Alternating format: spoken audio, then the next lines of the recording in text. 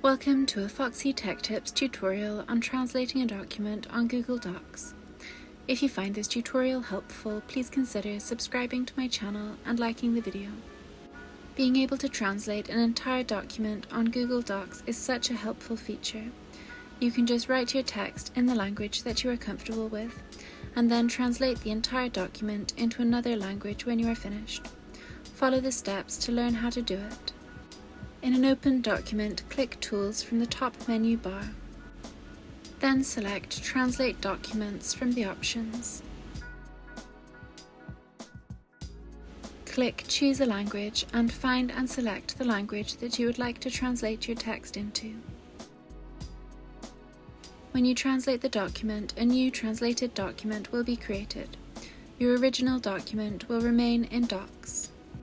The title of the translated document will be Translated, and then the name of the original document, unless you change it at the top here before you click Translate. Click Translate to translate the document. Your translated document will open in a new tab, and you can edit it as normal. And that draws an end to this tutorial. Please like the video if you found it helpful and subscribe to Foxy Tech Tips for more Google Docs tips and tricks.